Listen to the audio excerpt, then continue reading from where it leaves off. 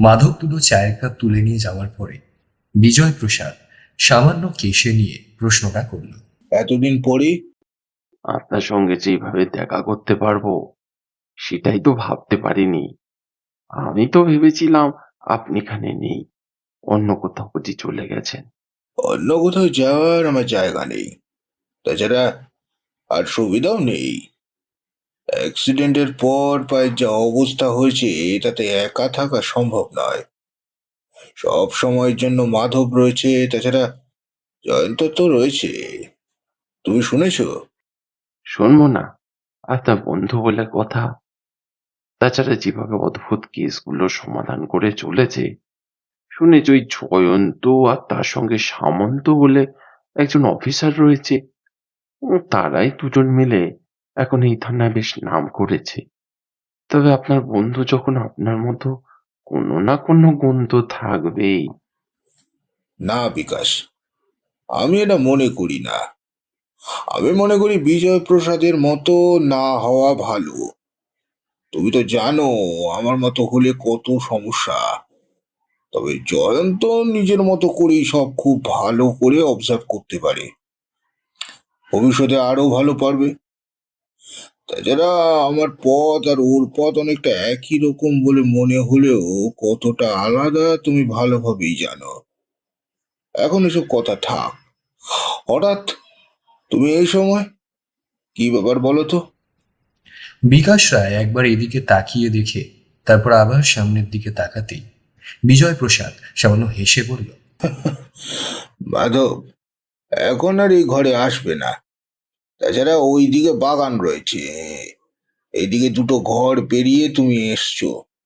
তাই এমন কেউ নেই যে আমাদের কথা শুনবে। তাছাড়া এই ঘরে তোমার কথা শোনার জন্য কিছু লাগানো নেই।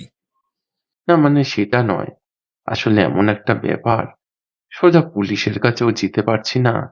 তাই অনেক কষ্ট করে আপনার ঠিকানাটা জোগাড় করে এখানেই এলাম। আপনাকে ফোনে তো পাওয়া যায় না। ওই যেটুকু প্রয়োজন সেইটুকুই ব্যবহার করি, ওই না করার মতোই। টেলিফোন রয়েছে, তবে টেলিফোন নাম্বারটা সবাইকে দেওয়া হয়নি। আর তুমি বলো, তারপর কি হয়েছে? আপনি তো জানেন, পুলিশের চাকরিতে আমার দাদা যতদিন ছিল ততদিন কোনো সমস্যা হয়নি। বছর দুয়েক আগে দাদা মারা যায়।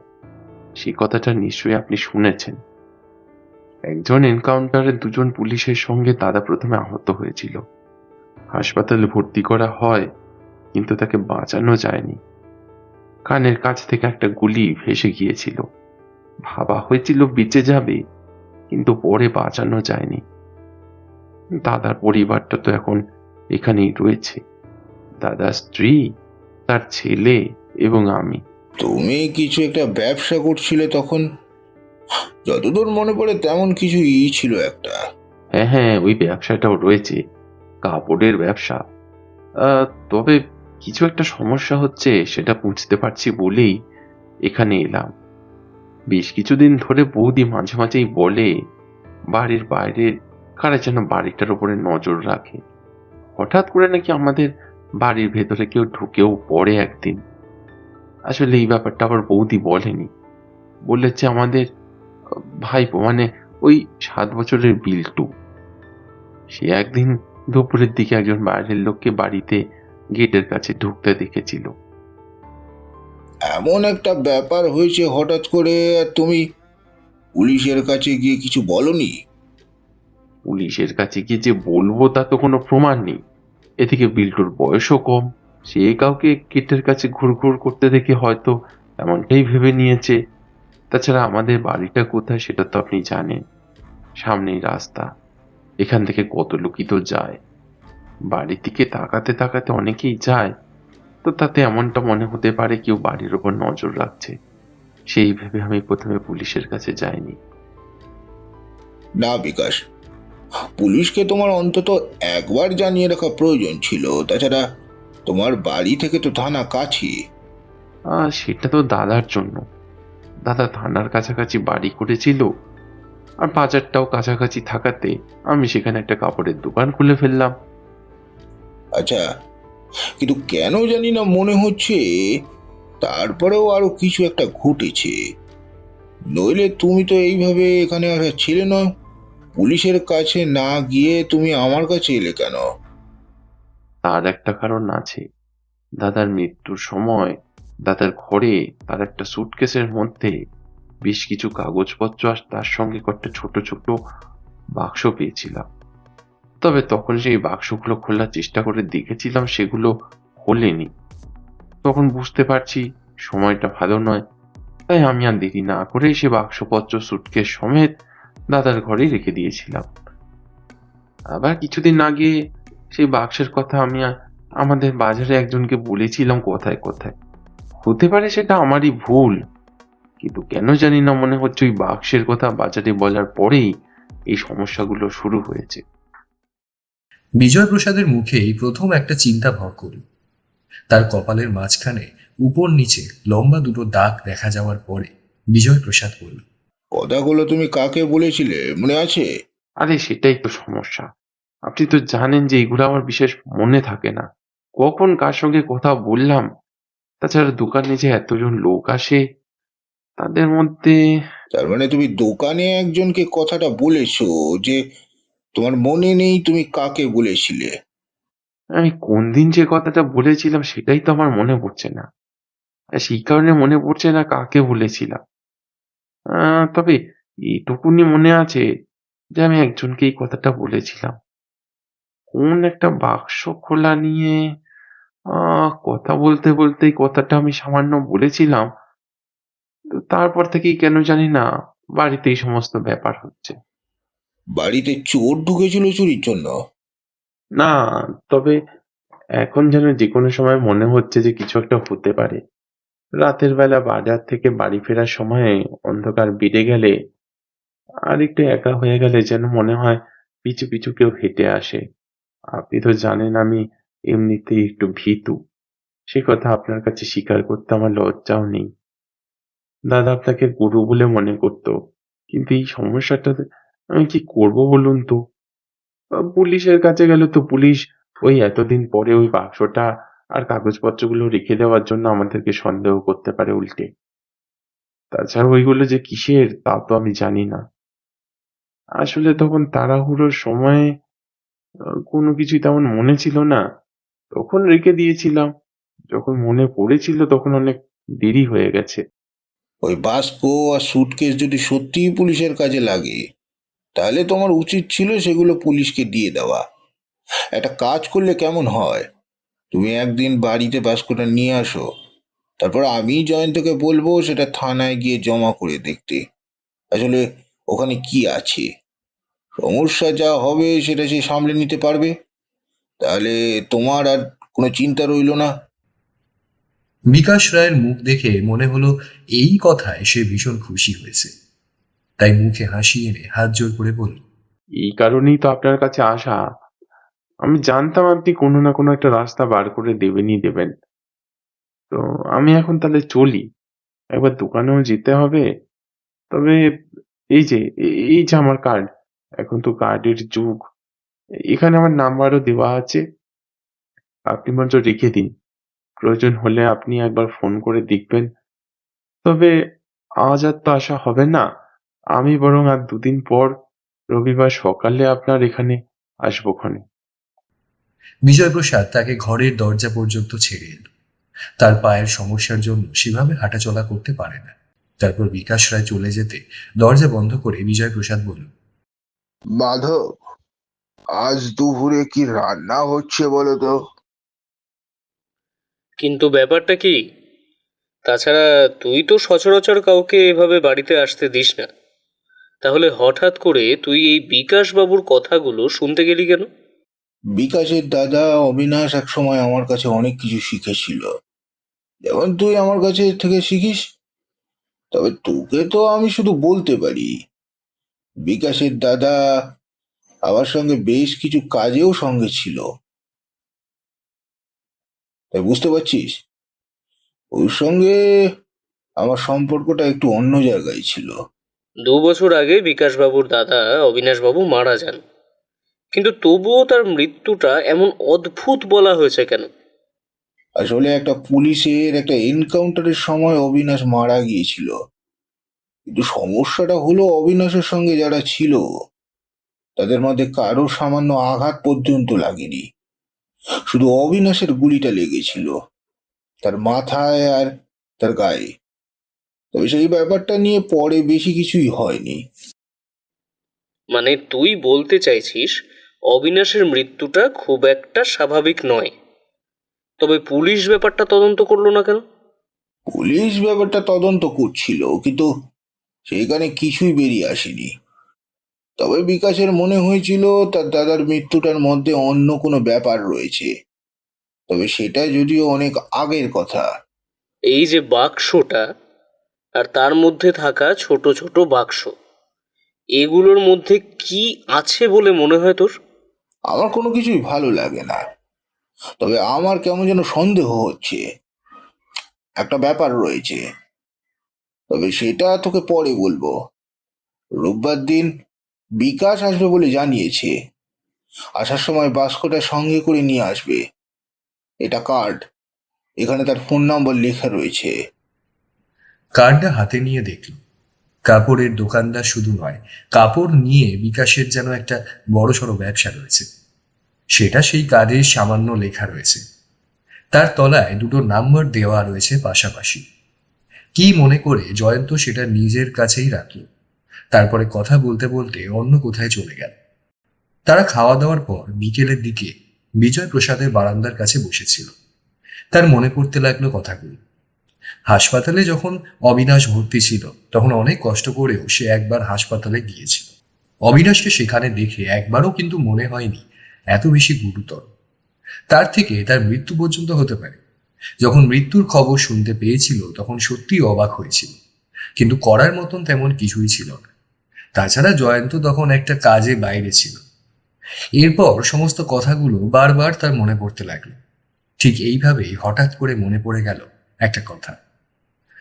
বিজয় প্রসাদের একটা অদ্ভুত শখ আছে, যে শখের কথা একমাত্র জয়ন্ত ছাড়া অন্য কেউ জানেন না। তার ঘরে পাশাপাশি দুটো বড় আলমারি আছে। জামা কাপড় থাকলেও অন্য আলমারিতে বেশ কিছু খবরের কাগজ দিয়ে ঠাসা। প্রতিদিনের খবরের কাগজ দেখা হয়ে যাওয়ার পর যদি মনে হয় তাতে গুরুত্বপূর্ণ কিছু রয়েছে, তাহলে বিজয় প্রসাদ তা আলমারিতে রেখে দেয়। ব্যাপারটা বেশিরভাগ সময় জয়ন্তই করে। প্রতি মাসের খবরের কাগজ দড়ি দিয়ে ভালো করে বেঁধে সময় করে সে আলমারিতে তুলে রেখে দেয়, যাতে সেগুলো নষ্ট না হয়। তাই জয়ন্ত অন্তত মাসে একবার যখন কাগজটা উপরে তুলে রাখে তখন জায়গাটা ঝেড়ে নেয়। তবে এই ব্যাপারে মাধব নিজেও কিছু জানে না। সে জানে ওই আলমারির মধ্যে বিজয় প্রসাদের বেশ কিছু প্রয়োজনীয় কাগজপত্র থাকে সবসময়, তাই সে ওটায় হাত দেয় না। মনে মনে কি একটা ভেবে নিয়ে চেয়ার টেনে নিয়ে গিয়ে বিজয় প্রসাদ আলমারির কাছে দাঁড়ান। না না, কিছু পাওয়া যায়নি। যদি পাওয়া যায় তখন না হয় সেটা নিয়ে একবার বড়বাবুর সঙ্গে কথা বলা যাবে। আর যদি আপনার মনে হয় বলবেন না, তাতেও আপত্তি নেই। কোনো একটা কেস সাজিয়ে পাওয়া গেছে, এরপর রিপোর্ট তৈরি করলেই হবে। তাছাড়া যখন বিজয় প্রসাদ বাবুর চেনা লোক, তখন আশা করছি খারাপ কিছু হবে না। সমস্যা তো সেটা নয়, সমস্যা হলো বাক্সটা। এমন কি আছে যেটা জানার পর ভদ্রলোকের বাড়ির উপরে আক্রমণ হতে শুরু হয়েছে? মানে এখনো হয়নি, কিন্তু মনে তো হচ্ছে তেমন দিকেই যাওয়ার ব্যাপারটা। হতে পারে ওই বাক্সে কোনো প্রয়োজনীয় জিনিসপত্র আছে। ছোট ছোট বাক্সগুলোর মধ্যে দামি কিছু থাকতেই পারে। হতে পারে যে বিকাশবাবুর দাদা অবিনাশবাবু সেই সময় এই বাক্সটা কোথাও থেকে উদ্ধার করেছিলেন। তারপর তিনি হয়তো সেটা পুলিশকে জানাবেন, সময় নিচ্ছিলেন, আর তার মধ্যেই ব্যাপারটা ঘটে গেছে। এমনটা তো অনেক সময় হয়, সঠিক সময়ের জন্য অপেক্ষা করতে গিয়ে সেই সময়টাই আর আসে না। কাল রবিবার, কাল সকালেই ভদ্রলোক আসবেন বলেছেন। যদিও আমার কাছে তার নাম্বার আছে, কিন্তু এই মুহূর্তে তাকে ফোন করাটা ঠিক হবে বলে মনে হচ্ছে না। তিনি তো কাল আসবেন। আপনাকে উত্তেজিত বলে মনে হচ্ছে। মিস্টার হালদার, আগে দেখুন না, তারপর এসব নিয়ে ভাববেন। আর ওই রায়ের বাগানের কাছে ওই খুনের ব্যাপারটা কোনো কিছু বোঝা গেল?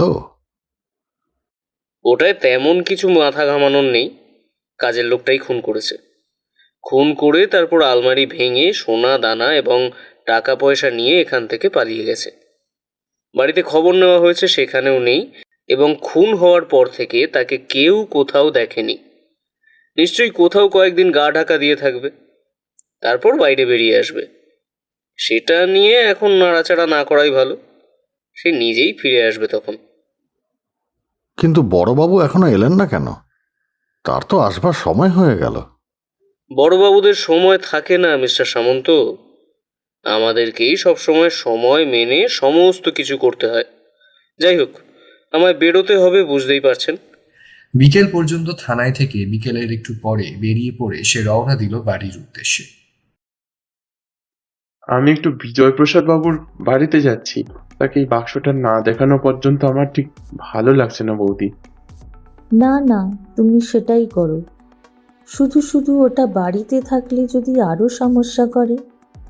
তাছাড়া বিল্টু মাঝে মাঝে কাউকে না কাউকেই বাইরের দিকে দেখতে পায়। আমি তো ভয়ে বাইরেই যাই না একা থাকলে। তুমি তাড়াতাড়ি যাও, ওকে ভালো করে বুঝিয়ে বলো। তুমি চিন্তা করো না বৌদি। নিয়ে আর তাছাড়া তার বন্ধু জয়ন্ত তো আছেই, আজ তার সঙ্গে দেখা হয়ে যাবে। মাধবী দরজা পর্যন্ত গিয়ে দাঁড়ালো। ঘরের ভেতরে বিল্টু একটা খাতায় কি যেন লিখছে। যতক্ষণ পর্যন্ত বিকাশকে দেখা গেল ততক্ষণ মাধবী রইল। তাড়াতাড়ি এগিয়ে যেতে গিয়ে ঘরের দরজাটা বন্ধ করতে ভুলে গিয়েছিল সে। দরজাটা বন্ধ করার জন্য পেছন ঘুরতেই মনে হলো বাইরের দরজাটার কাছে এইমাত্র যেন কে একটা দাঁড়িয়েছিল। তার সঙ্গে চোখাচোখি হতেই সে হাঁটতে হাঁটতে সামনের দিকে চলে গেল। ঠিক তখনই মাধবীর বুকটা কেমন যেন ধক করে উঠল। সর্বনাশ, বাক্সটার ব্যাপারে তো জানতে পেরে গেছে, কিন্তু বাক্সটা যে বিজয়প্রসাদ বাবুর কাছে আছে সেটা কি ওরা জানতে পেরে গেছে? মাধবী তাড়াতাড়ি দরজা বন্ধ করে ঘরের ভেতরে এসে ঢুকল। তারপরে মোবাইলটা তুলে নিয়ে বারবার ফোন করতে লাগলো বিকাশের নাম্বারে, কিন্তু বারবার তার নাম্বারটা কোনো কারণে নট রিচেবল বলেই যাচ্ছে। বিল্টু কিন্তু এইসব দিকে দেখেনি। সে মন দিয়ে খাতায় কে যেন লিখে চলেছিল। বন্ধ দরজার ওপাশে কখন যে একটা লোক এসে দাঁড়িয়েছিল সেটাও সে ভালোভাবে জানে না। মন দিয়ে খাতার মধ্যে লিখতে লিখতে একসময় ঘরের দরজায় একবার কেউ নক করল, আরেকবার, তারপর আরো একবার। বিল্টু একবার মুখ তুলে তাকালো ঘরের দিকে। মাধবী তখন মোবাইলে বারবার চেষ্টা করে যাচ্ছে বিকাশকে ধরার। দরজার দিকে তার লক্ষ্য নেই। কি একটা ভেবে যেন বিল্টু টেবিল ছেড়ে উঠে দাঁড়াল। তারপর হাঁটতে হাঁটতে এগিয়ে এলো দরজার কাছে। কে আপনি? এভাবে আমার পথ আটকাচ্ছেন কেন? ওই বাক্সটা আমায় দিয়ে দে, বুঝলি? তাহলে আর তোর কোনো ক্ষতি আমরা করবো না। কিন্তু ওই যদি বাক্সটা আমায় না দিস তাহলে কিন্তু। ওই বাক্সটা আমি দেবো না। সরে যান, সরে যান এখান থেকে। আমি কিন্তু চিৎকার করে লোক ডাকবো। বিকাশদের বাড়ি থেকে ছোট রাস্তাটা পেরিয়ে আরেকটা বড় রাস্তায় কাছে গিয়ে পড়েছে। ছোট রাস্তার গলির কাছটা এই দিনের বেলাতেও কেমন যেন ফাঁকা ফাঁকা। আসলে এই ছোট গলিটা হলো বড় বড় বাড়িগুলোর পেছনের দিকে। এদিকে সচরাচর লোকজন আসে না, তবে বিকাশদের বাড়ি যাওয়ার দিকে এইটা হলো শর্টকাট। তাই সে এই পথে এসেছিল। হাতের কালো রঙের অ্যাটাচি বাক্সটা দু হাতে চেপে ধরে বিকাশ আবার বলল, সরে যান বলছি। বিকাশের কথায় এবার সামনের লোকটা হেসে উঠল। তার মাথায় লম্বা চুল, মুখের অর্ধেকটা একটা রুমাল বাঁধা, নাকের উপর থেকে কপাল পর্যন্ত দেখা যাচ্ছে। কপালের কাছে একটা লম্বা কাটা দাগ। লোকটা চেহারা এবং পোশাক যে ভদ্রলোকের মতন নয় সেই কথা বলে দিতে হয় না। লোকটা একবার নিজের পকেটে হাত ঢোকাল, তারপর বার করে আনলো একটা ফোল্ডিং ছুরি। ছুরির ফলাটা চকচক করে উঠতেই বিকাশ কেমন যেন ভয় পেয়ে গেল। খবরদার বলছি, খবরদার বলছি, আমায় মারবে না, আমায় মারবে না, খবরদার বলছি। চলে যাও, চলে যাও এখান থেকে, চলে যাও। তোকে কিচ্ছু করবো না, চাপ নেই চাপ নেই। চুপচাপ ওই বাক্সটা আমার হাতে দিয়ে যা, নইলে। বিকাশ একবার এদিকে তাকিয়ে দেখল। চিৎকার করে যে কোনো লাভ হবে না সেই কথা সে জানে। চিৎকার করলেই লোকটা ছুরি নিয়ে ঝাঁপিয়ে পড়বে তার উপরে। তাহলে কি করা যায়? এত কষ্ট করে লুকিয়ে রাখা বাক্সটা সে লোকটাকে দিয়ে দেবে? এই বাক্সটার জন্যই তো এত কিছু। এই বাক্সটার কথা বাইরে বলার পরেই তো তার পিছু নিয়েছিল কেউ যেন। এক মুহূর্ত ভেবে নিল বিকাশ, এরপর ছুটতে লাগলো পেছনের দিকে। লোকটা বোধহয় তেমন কিছু বুঝে উঠতে পারে, তাই বিকাশের পিছু পিছু সেই লোকও ছুটতে লাগলো বিকাশের পেছনে। বিকাশ চিৎকার করে উঠল, বাঁচাও, বাঁচাও, কে কোথায় আছো, বাঁচাও! তখনই পেছন থেকে একটা গুলির শব্দ শোনা গেল। বিকাশের চিৎকারে গুলির শব্দটা যেন চাপা পড়ে গেল, কিন্তু তবুও আশেপাশের লোকেদের সেই গুলির শব্দে বোধহয় ঘুম ভেঙেছিল। একটু পরেই পেছনের দিকে জানলাগুলো খুলে দু একজন উকি মারতে লাগলো সেই ছোট্ট গলির দিকে। বিজয় প্রসাদের মুখে যেন একটা কালো অন্ধকার এসে বাসা বেড়েছে।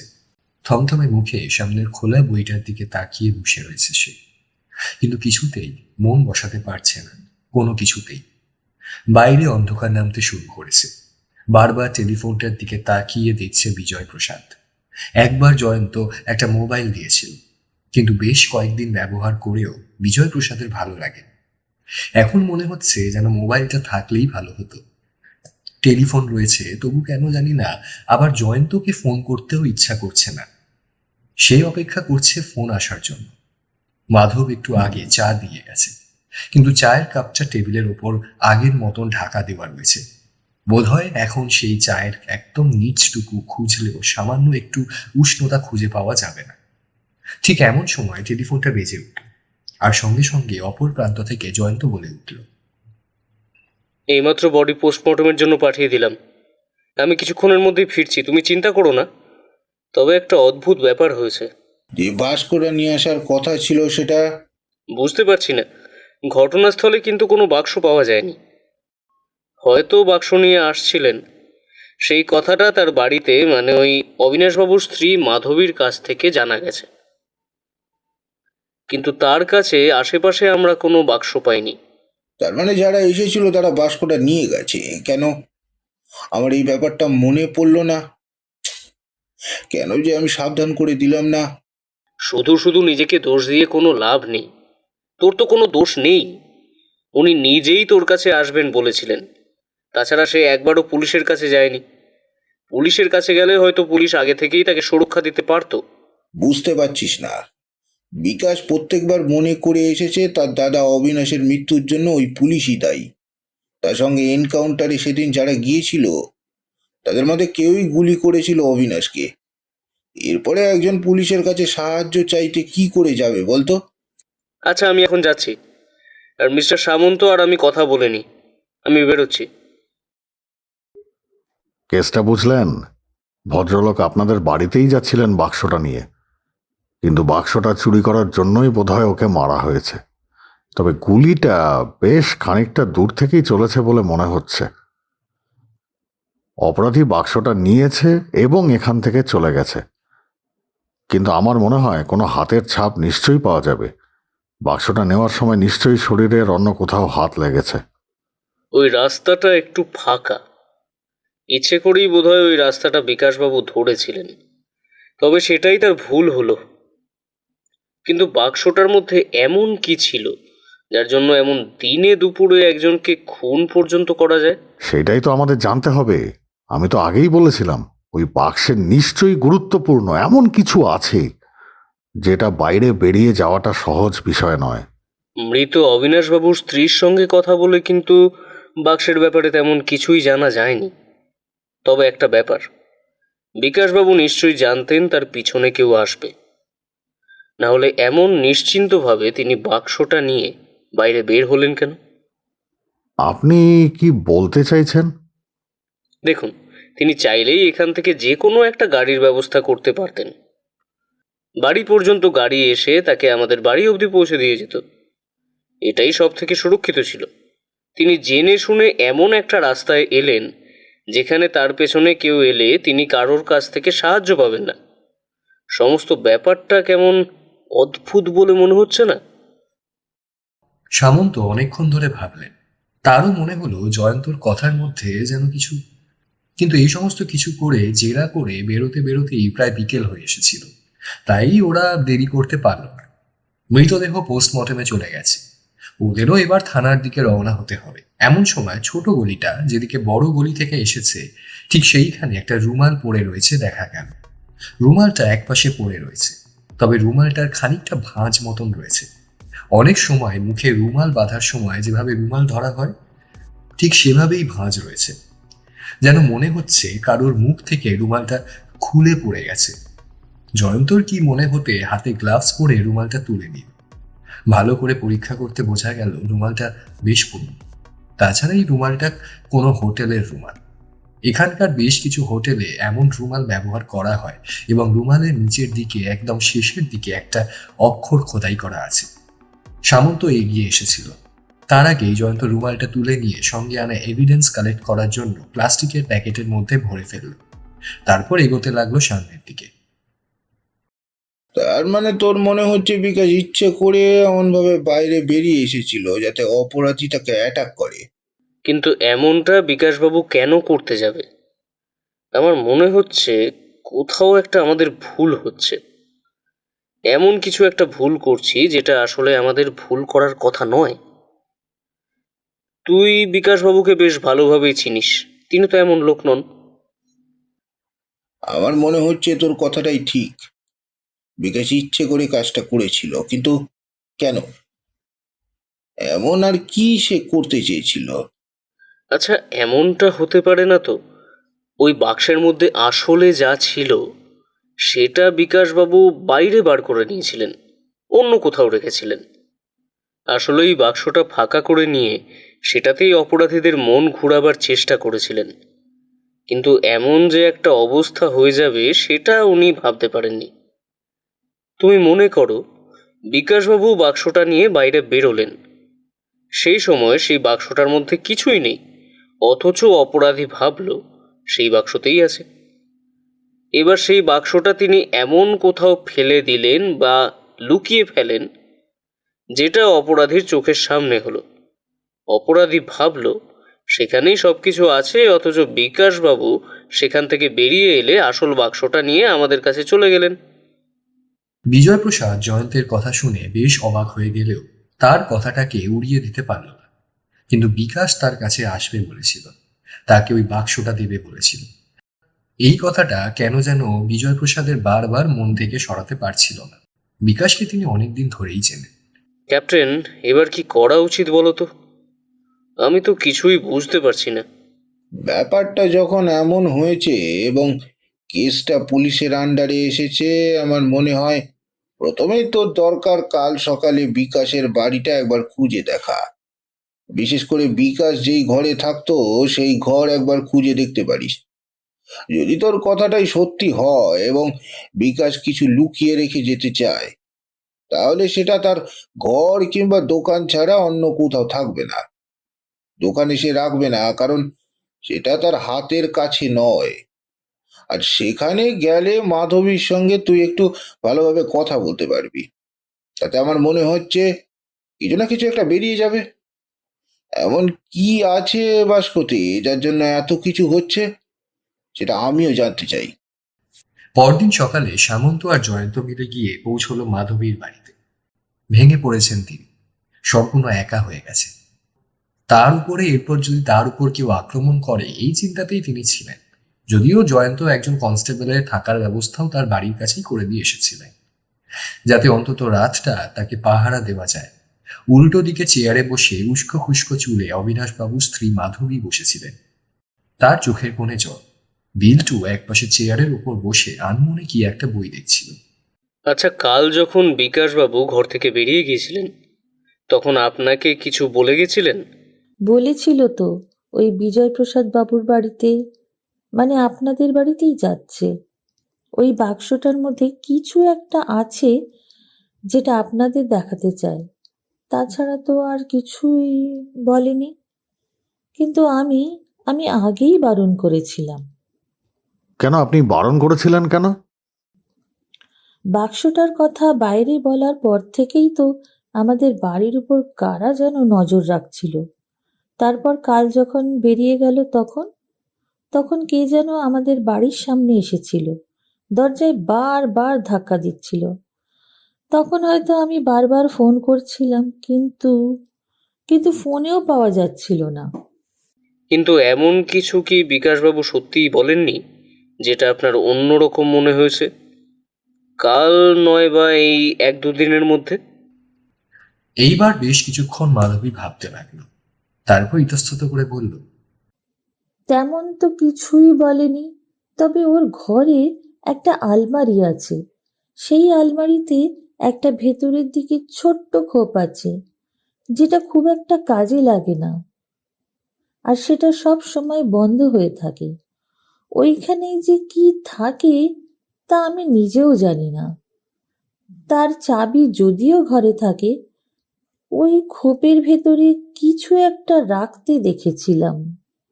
এই 2-1 দিনের মধ্যে আমি জিজ্ঞাসা করতেই বলেছিল, এখানে যা আছে থাকুক বৌদি, এখন এটা খোলার দরকার নেই, ঠিক সময় এলে এটা নয় খুললে দেখা যাবে।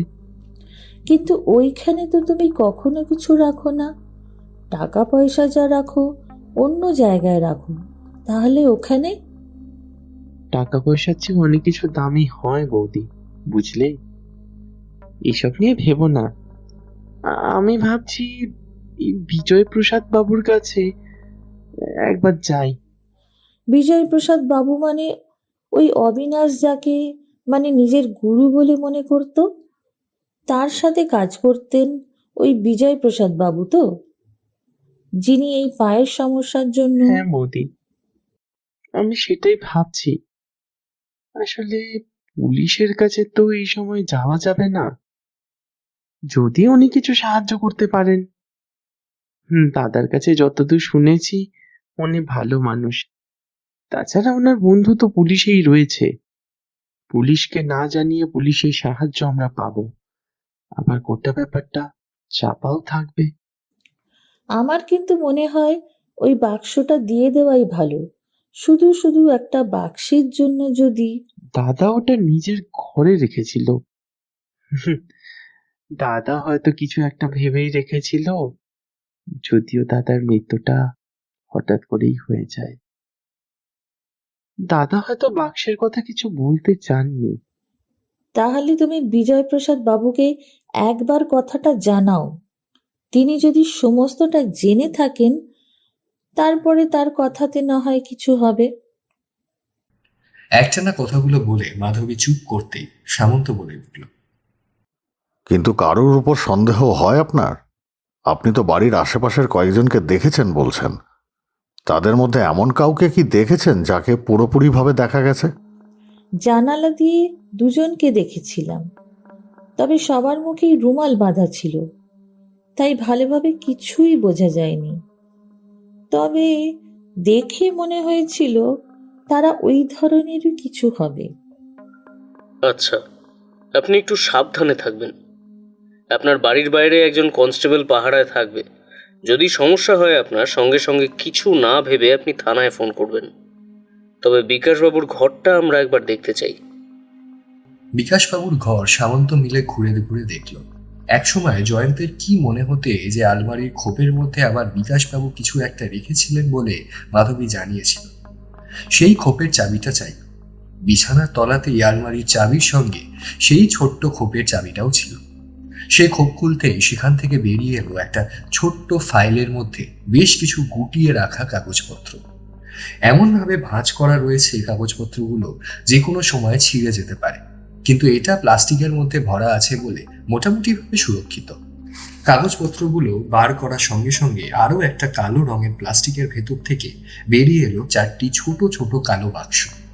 আর সেগুলো দেখে মাধবী বলল, আরে এটাই তো সেই বাক্সগুলো।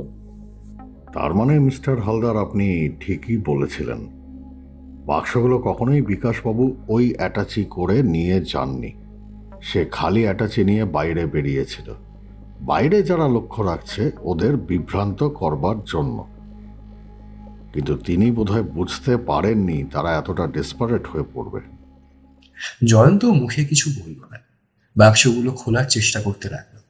কিন্তু বাক্সগুলোর বড় অদ্ভুত, কোথা থেকে যে খুলছে সেটা কিছুতেই বোঝা যাচ্ছে না।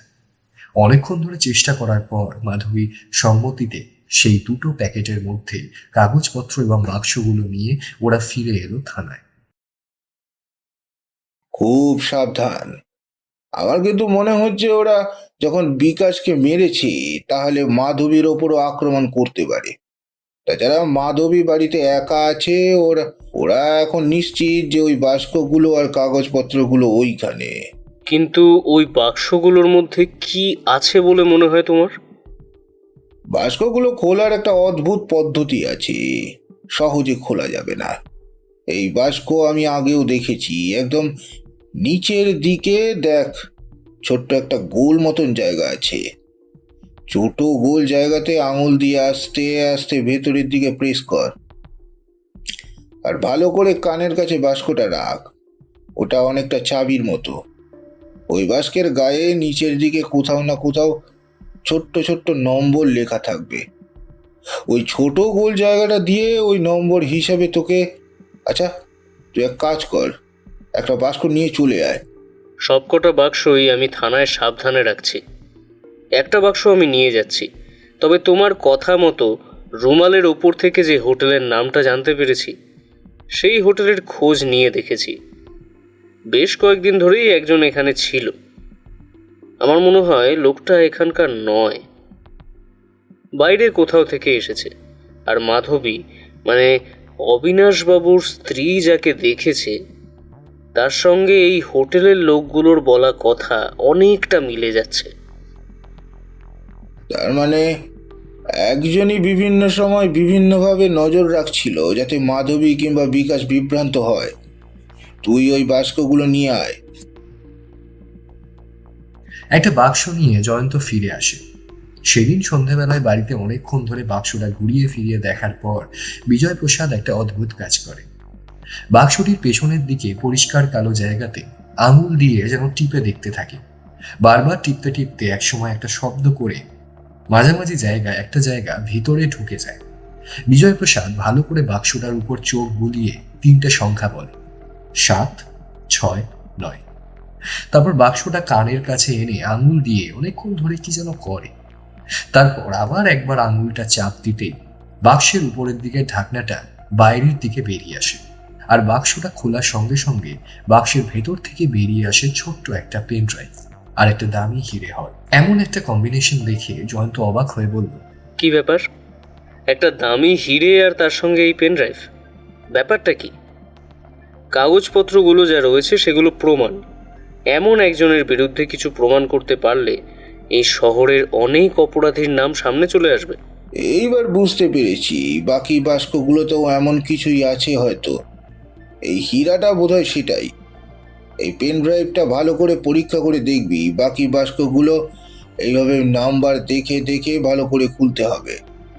আমার মনে হয় অবিনাশ বেশ কিছু বছর ধরে এমন কিছু একটা জোগাড় করছিল।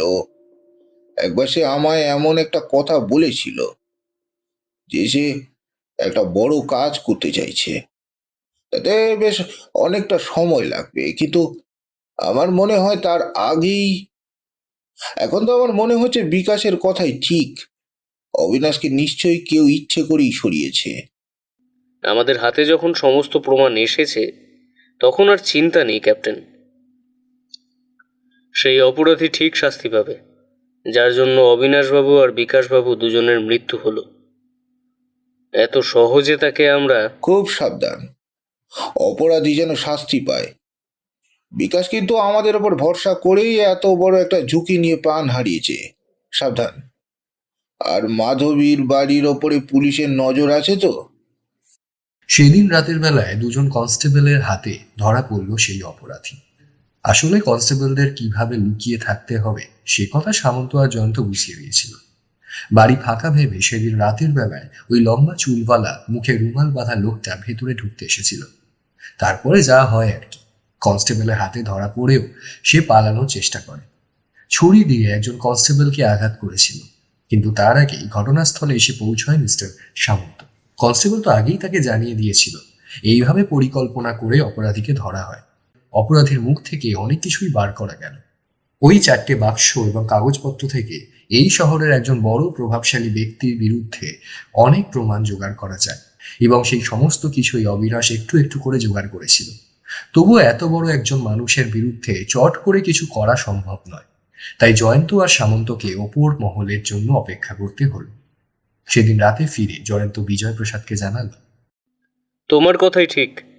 সমস্ত প্রমাণ আমি এখন কাজে লাগিয়ে ওই লোকটাকে ধরব, কিন্তু একটু অপেক্ষা করতে হবে আমাদের, কারণ অ্যারেস্ট ওয়ারেন্ট না আসা পর্যন্ত তাকে ধরা সম্ভব নয়। সাবধান, এরা কিন্তু গভীর জলের মাছ। এত সহজে যেমন এদের ধরা যাবে না, এত সহজে কিন্তু এদের শাস্তিও দিতে পারবি না। তাই যা করবি ভেবে চিন্তে করবি। সমস্ত কিছু ওই অবিনাশবাবু এমনভাবে সাজিয়ে দিয়ে গেছে যাতে ওদের গোটা চক্রটাকে ধরা যায়। সমস্যা হবে না এবার, বড়বাবু কিছু করতে পারবে না। আমি জানি বড়বাবু প্রতিবার আমাদের বিভিন্ন কাজে আটকায়, কিন্তু এবার বড়বাবুকে টপকে আমি ডিআইজির সঙ্গে কথা বলে নিয়েছি। বেশ, সেটাই কর তাহলে। আর মাধবী সুরকার ব্যাপারটা কিন্তু দেখিস। ওদের একজন লোক ধরা পড়েছে, সেটা ওরা নিশ্চয়ই এতক্ষণে জানতে পেরেছে। তোমার সঙ্গে যদি বিকাশবাবুর দেখা না হতো, উনি যদি ভরসা করে তোমার কাছে না আসতেন, তাহলে তো এমন একটা ব্যাপার আমরা জানতেই পারতাম না। ওরা ঠিক কোনো না কোনো দিন বাড়িতে ঢুকে ওদের দুজনকে মেরে জিনিসগুলো নিয়ে যেত।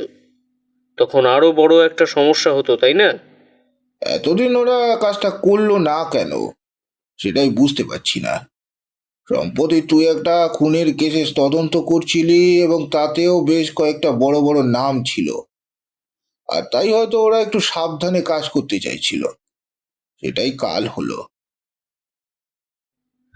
বড্ড ঘুম পাচ্ছে, কাল সকালে বেরোতে হবে। এখন যাই।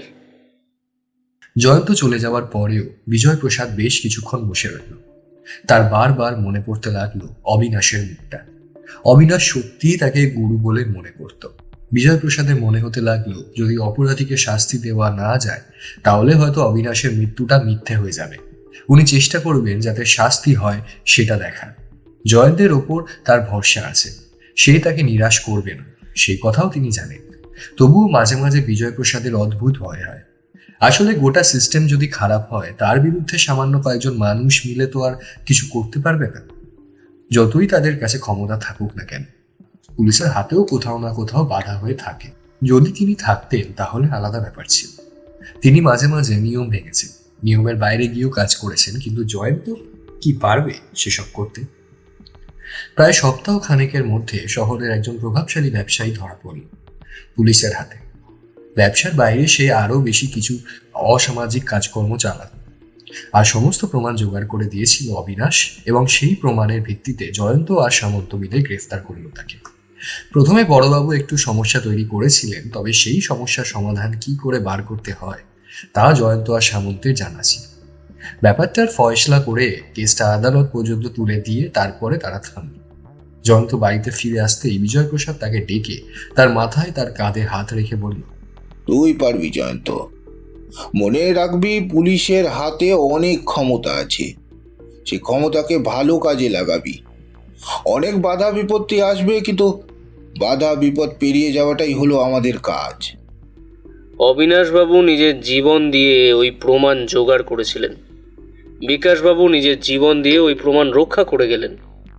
এর পরেও যদি আমরা কিছু করতে না পারি, তাহলে তো নিজের উপর লজ্জা হতো। যা করেছি তা তো একজনের ক্ষেত্রে, আমাদের সমাজে এরকম অনেকেই আছে, তাদের কথা ভাবা দরকার। তবে এখন কিন্তু একটু বিশ্রাম দরকার, এই কয়েকদিন অনেক ধকল গেছে।